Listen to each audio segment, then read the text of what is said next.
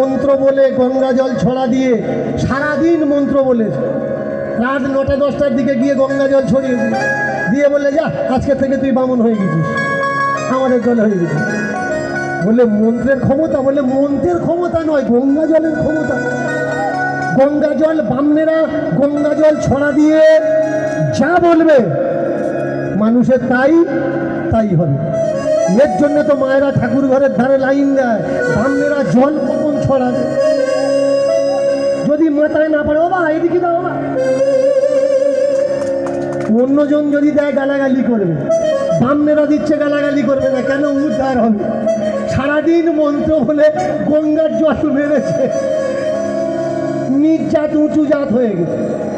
এইবার বামনেরা ভাবছে আমরা বলশালী হয়ে গেছি, আমাদের সমাজে এমন একটা জমিদার ধনবান মানুষ আছে, আমরা আমাদের কত সাহস কত বল, আমরা বিপদে পড়লে এ আমাদের বিপদ আবার থেকে ঠেকাবে, আমরা যদি দরিদ্রতায় পড়ি এ আমাদের টাকা পয়সা দিয়ে হেল্প করবে। 2-3 মাস কেটে গেছে।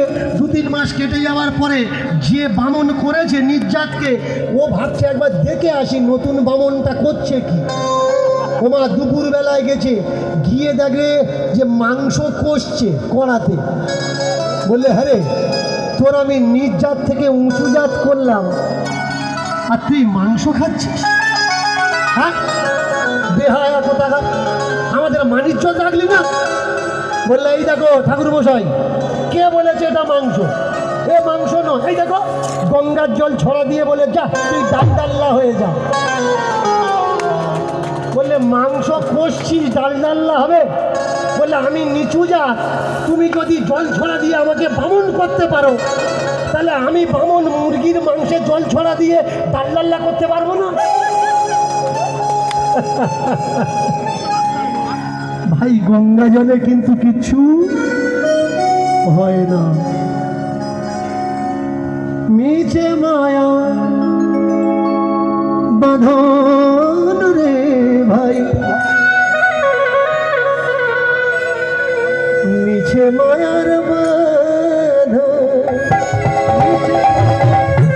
মিছে মায়ার বাঁধন রে ভাই, মিছে মায়ার বাঁধন, মিছে মায়ার বাঁধন রে ভাই, মিছে মায়ার বাঁধন, মিছে মায়ার বাঁধন রে ভাই, মিছে মায়ার বাঁধন। বুঝবি সেদিন, যেদিন হবে তোর মরণ, বুঝবি সেদিন হবে, হবে তোর মরণ। বুঝবি সেদিন, যেদিন হবে, হবে তোর মরণ। আর বুঝবি সেদিন, সেদিন হবে তোর মরণ। মায়ার বাঁধন ছাড়তে কত যন্ত্রণা সেদিন হবে। আর মায়ার বাঁধন ছাড়তে